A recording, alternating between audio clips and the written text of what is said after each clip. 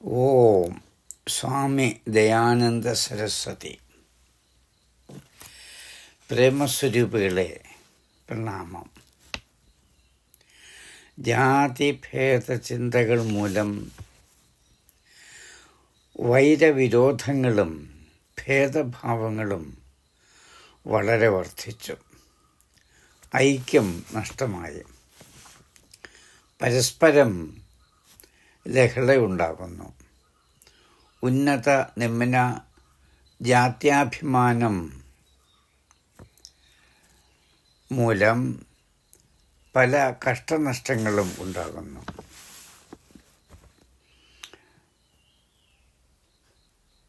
ബ്രാഹ്മണ്യ അഭിമാനം മൂലം കർത്തവ്യ ബുദ്ധി നഷ്ടമായി. പരസ്പര സ്നേഹം ഇല്ലാതാകുന്നു. വർണ്ണധർമ്മങ്ങൾ യഥായോഗ്യം ചെയ്യുമ്പോൾ വ്യക്തിയും സമൂഹവും രാഷ്ട്രവും വിശ്വവും ശാശ്വത ശാന്തി കൈവരിക്കും. ഇത്രയും ആശയങ്ങളാണ് കഴിഞ്ഞ സത്സംഗത്തിൽ വർണ്ണധർമ്മങ്ങളിലൂടെ നമ്മൾ മനസ്സിലാക്കാൻ ശ്രമിച്ചത്. ആത്മഭാവങ്ങളെ ആശ്രമധർമ്മം എന്തെന്ന് നമുക്ക് അല്പം പരിചിന്തനം ചെയ്യാം. സന്ധ്യാവേളകളിൽ സനാതനികളുടെ ഒരു പ്രാർത്ഥനയാണ് ജീവേമ ശരദഃ ശതം എന്നത്. അർത്ഥാത് 100 വർഷം ആയുസ്സുണ്ടാകട്ടെ. ശതായുർഭവ പുരുഷ. ഇതും ദീർഘായുസ് പ്രാർത്ഥനയാണ്. മനുഷ്യായുസ്സിനെ 4 വിഭജിച്ചിരിക്കുന്നു. ഇതിനെയാണ് ആശ്രമങ്ങൾ എന്ന് പറയുന്നത്. അനുക്രമമായി ബ്രഹ്മചര്യം, ഗൃഹസ്ഥം, വാനപ്രസ്ഥം, സന്യാസം എന്നിങ്ങനെ 4 വിഭജിച്ചിരിക്കുകയാണ്. ജീവിതത്തെ ഇപ്രകാരം 4 ആശ്രമങ്ങളിലായി വിഭജിച്ചിരിക്കുന്നതിന് വളരെ ശാസ്ത്രീയതയുണ്ട്. മനുഷ്യൻ സ്വയം വളരുകയാണ്. എല്ലാവിധത്തിലുള്ള ഉന്നതിയും ആർജിച്ചുകൊണ്ട് അത് ക്രമിക വികാസമാണ്. മനുഷ്യ ജീവിതത്തിലെ അന്തിമ ഉദ്ദേശ്യമായ മുക്തി അഥവാ മോക്ഷാവസ്ഥയിലെത്തുന്നതിന് മുമ്പുള്ള 4 അവസ്ഥാ കേന്ദ്രങ്ങളാണിവ, ആശ്രമങ്ങൾ. വിദൂര യാത്രയിൽ ഇടയ്ക്കിടയ്ക്ക് തങ്ങി വിശ്രമിക്കുന്നത് പോലെ മനുഷ്യ ജീവിതത്തിൻ്റെ അന്തിമ ലക്ഷ്യം ദുഃഖ വിമുക്തിയും ജ്ഞാനസംപ്രാപ്തിയും ആണ്. അജ്ഞാനത്തിൽ നിന്നും അശാന്തിയിൽ നിന്നുള്ള മോചനമാണ്. സുഖവും ശാന്തിയും ആനന്ദവും അനുഭവിക്കുന്നു. ബ്രഹ്മം ഈശ്വരനാണ്, വേദമാണ്. ചര്യ എന്നതിനർത്ഥം ജ്ഞാനസംപ്രാപ്തി എന്നാണ്. ഈ സാധനാകാലത്ത് സദാപി ഈശ്വരസ്മരണ ഉണ്ടാകണം. തന്നെ പരമാവധി പവിത്രമാക്കുക, ഇന്ദ്രിയ നിയന്ത്രണം നടത്തുക എന്നിവ ബ്രഹ്മചര്യാശ്രമത്തിൽ പരമാവശ്യമാണ്. കുറഞ്ഞതും 25 വയസ്സുവരെ ബ്രഹ്മചര്യാശ്രമമാണ്. തുടർന്ന് 50 വയസ്സുവരെ ഗാർഹസ്ഥ്യം ആശ്രമവും, അതിനുശേഷം 75 വയസ്സുവരെ വാനപ്രസ്ഥവും, തദനന്തരം 100 വയസ്സുവരെ അഥവാ മൃത്യുപര്യന്തം സന്യാസാശ്രമവുമായി സങ്കല്പിച്ചിരിക്കുന്നു. ബ്രഹ്മചര്യാശ്രമത്തിൽ ശരീരം, മനസ്സ്, ആത്മാ എന്നിവയുടെ ശക്തി വർദ്ധിപ്പിക്കുന്നു. വിമലമാക്കുന്നു, പവിത്രമാക്കുന്നു. ഉത്തമവും സരസവും മധുരവും ഹിതകരവും സത്യസന്ധമായതും ആയ കാര്യങ്ങൾ മാത്രമാണ് സംസാരിക്കുന്നത്, കേൾക്കുന്നത്, പറയുന്നത്, അനുഷ്ഠിക്കുന്നത്. അതായത് ത്രികരണശുദ്ധി ശീലിക്കുന്നു. മനോവാക്കർമ്മങ്ങൾ തമ്മിൽ മനസ്സിൽ ശുദ്ധവും ഉത്തമവുമായ ഭാവങ്ങൾ മാത്രം നിറയ്ക്കുന്നു. പ്രഭാതത്തിൽ ഉണരുന്നു. വ്യായാമം, സ്നാനം, സന്ധ്യാവന്ദനം, ഹവനാദി ക്രിയകൾ ശ്രദ്ധാപൂർവം നടത്തുന്നു. ലളിതവും സാത്വികവുമായ അന്നപാനാദി ആസ്വദിക്കുന്നു. ലഹരി വസ്തുക്കളൊന്നും ഉപയോഗിക്കരുത്. മാതാപിതാക്കളെയും ആചാര്യ ഗുരുക്കന്മാരെയും വിനയത്തോടുകൂടി സേവിക്കുന്നു. ആജ്ഞകൾ പാലിക്കുന്നു. വേദശാസ്ത്രാദി വിദ്യകൾ പഠിക്കുന്നു. പരമമായ ജ്ഞാനസംപ്രാപ്തി മുഖ്യ ലക്ഷ്യമാണല്ലോ. മാതൃഭാവത്തിലും സഹോദരീഭാവത്തിലും ദുഹിതാഭാവത്തിലും മാത്രം സ്ത്രീകളെ കാണുന്നു, വീക്ഷിക്കുന്നു, ചിന്തിക്കുന്നു, ആരാധിക്കുന്നു. ഇവയൊക്കെ ബ്രഹ്മചര്യാദി ആശ്രമങ്ങളിൽ തുടരുന്നു. കാമക്രോധാദി ഷഡ്വൈരികളെ ജയിക്കുന്നു. നമ്മൾ സമൂഹത്തിൽ ജീവിക്കുന്നത് സത്യനിഷ്ഠയോടുകൂടി വേണം. തപോനിഷ്ഠയോടും വിദ്വത്വതയോടും ജ്ഞാനസംപ്രാപ്തിയോടും കൂടി വേണം.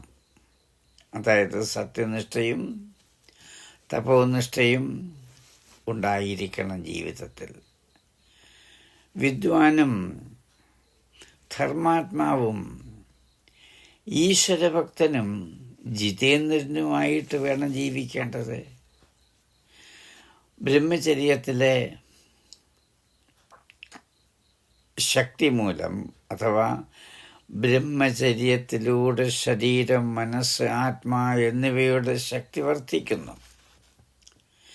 ശ്രീ ഭീഷ്മ പിതാമഹനെ പോലെയും ശ്രീ ശങ്കരാചാര്യനെ പോലെയും സ്വാമി ആനന്ദതീർത്ഥൻ അഥവാ ആനന്ദതീർത്ഥ സ്വാമികളെപ്പോലെയും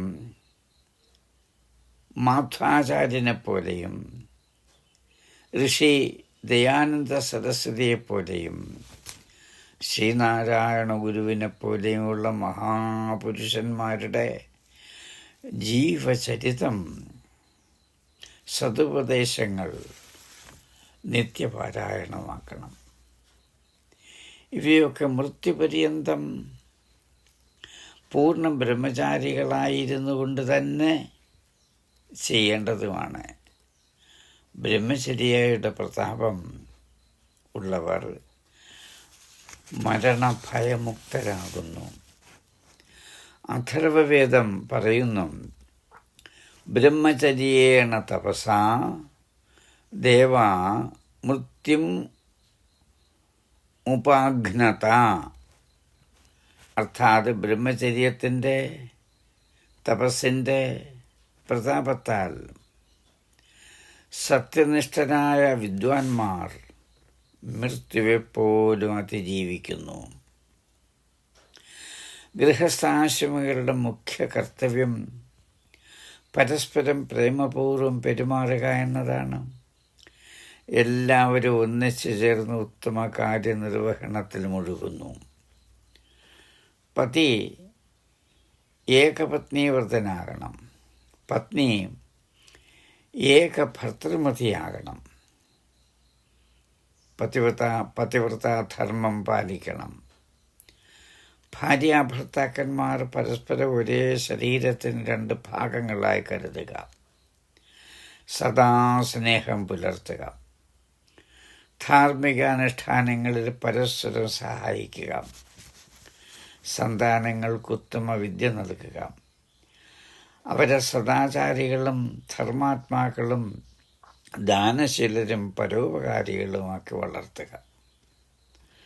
വാനപ്രസ്ഥാശ്രമത്തിൽ മാനസികവും ആത്മീയവുമായ ശക്തി ജ്ഞാനത്തെ വർദ്ധിപ്പിക്കുന്നു. ഈശ്വരഭക്തി സദാ ഉണ്ടായിരിക്കണം. ധ്യാനയോഗം മുതലായവ ശീലിക്കുന്നു. വൃദ്ധർക്ക് ശാന്തി ലഭിക്കണം. സന്യാസം എന്ന വാക്കിനർത്ഥം എല്ലാവിധത്തിലുള്ള തിന്മകളും ത്യജിക്കുക എന്നതാണ്. സ്വാർത്ഥത്തെ ഇല്ലാതാക്കുക. സ്വാർത്ഥം ത്യജിച്ചിട്ട് ഈശ്വരധ്യാനത്തിൽ മുഴുകുക. പരോപകാരിയായിരിക്കുക. എപ്പോഴും മറ്റുള്ളവർക്ക് വേണ്ടി നന്മ പ്രവർത്തിക്കുക, ചിന്തിക്കുക. അതിന് സദാപി തയ്യാറായിരിക്കണം. ധനം, സന്താനം, യശസ് എന്നിവയോടുള്ള ആഗ്രഹം ഇല്ലാതാകണം. നിർഭയനാകണം. ധർമ്മപ്രചാരകനാകണം.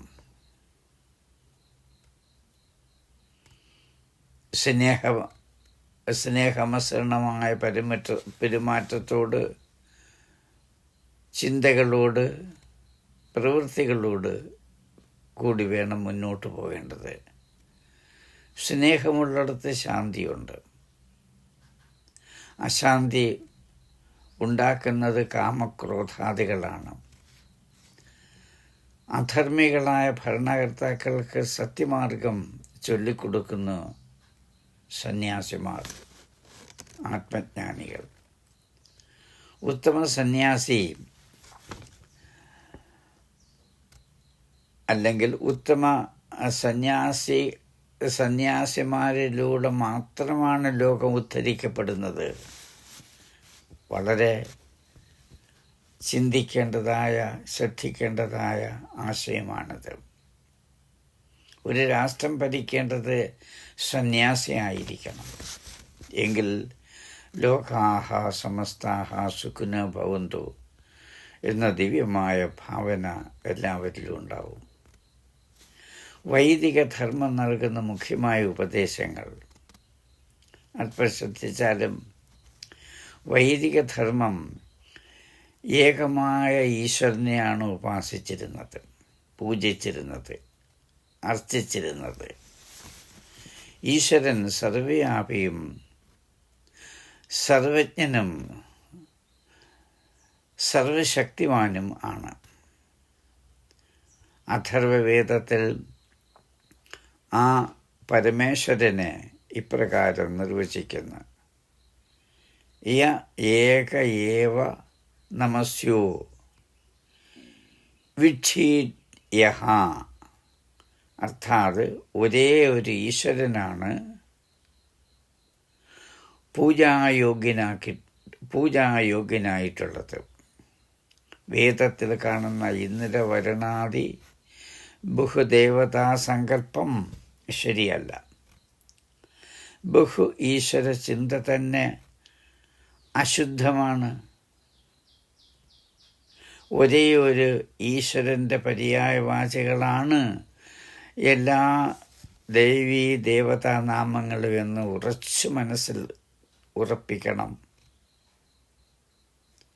അഗ്നി, മിത്രൻ, വരുണൻ, ബ്രഹ്മ, വിഷ്ണു, ശിവൻ എന്നൊക്കെയുള്ളത് ഒരേ സത്യത്തിൻ്റെ വിവിധ നാമങ്ങളാണ്, സംജ്ഞകളാണ്. ഇക്കാര്യം ഋഗ്വേദം ഇപ്രകാരം സ്പഷ്ടമായി പറയുന്നുണ്ടല്ലോ: ഏകം സത് വിപ്രാ ബഹുധാ വദന്തി. ജ്ഞാനികൾ ഏകനായ ഈശ്വരനെ പല നാമങ്ങൾ ചൊല്ലി വിശേഷിപ്പിച്ച് പൂജ നടത്തുന്നു എന്ന് മാത്രം. ഈശ്വരന് 1000 ഗുണങ്ങളുണ്ട്. ഉദാഹരണം, ബ്രഹ്മാവ്, വിഷ്ണു, മഹേശ്വരാദി ഗുണങ്ങൾ കൊണ്ട് ഈശ്വരൻ പൂജിക്കപ്പെടുന്നു. വിഷ്ണു സഹസ്രനാമം, ലളിതാ സഹസ്രനാമം, ശിവസഹസ്രനാമം മുതലായവ ഒരേ സത്യത്തിൻ്റെ 1000 നാമാവലികളാണ്. അത്തരം ഈശ്വരീയ നാമാവലികൾ ഉച്ചരിക്കുമ്പോൾ, വായിക്കുമ്പോൾ, കേൾക്കുമ്പോൾ, സ്മരിക്കുമ്പോൾ ആ നാമങ്ങളിൽ അടങ്ങിയിരിക്കുന്ന വിശിഷ്ട ഗുണങ്ങൾ നമ്മളിൽ ഓരോരുത്തരിനും വന്നു ചേരുകയാണ് ചെയ്യുന്നത്. ഇതൊരു വലിയ മനഃശാസ്ത്ര തത്വമാണ്. ഇത് ഭാവം തദ്ഭവതി എന്നാണല്ലോ പ്രമാണം. വേദത്തിൽ മൂർത്തിപൂജയും കാണുന്നില്ല. സർവവ്യാപിയും സർവജ്ഞനും സർവശക്തിമാനും പരമേശ്വരനുമായ ഏക ഈശ്വരനെയാണ് പൂജിച്ചിരുന്നത് വൈദിക കാലത്ത്. ആ ഈശ്വരൻ തികച്ചും നിരാകാരനും നിർഗുണനും അകായനും അവർണനും ആണ്, അനുപമനുമാണ്, നിസ്തുലനാണ് ഈശ്വരൻ. ശരീരം ഉള്ളവയ്ക്കൊന്നിനും സർവവ്യാപകത്വമില്ല, പൂർണ്ണതയില്ല. ശരീരം തന്നെ ഇല്ലാത്ത ഈശ്വരൻ്റെ മൂർത്തി പിന്നെ എങ്ങനെയാണ് നിർമ്മിക്കുക? വേദം പറയുന്നു, ന തസ്യ പ്രതിമ അസ്തി യസ്യ നാമ മഹത് യശഃ എന്ന്. ആത്മഭാവങ്ങളെ അടുത്ത കാര്യങ്ങൾ അടുത്ത സത്സംഗത്തിൽ നമുക്ക് പരിചിന്തനം ചെയ്യാം. സ്വസ്തി, ശുഭം ഭൂയാത്, സന്തു മംഗളസദാനി.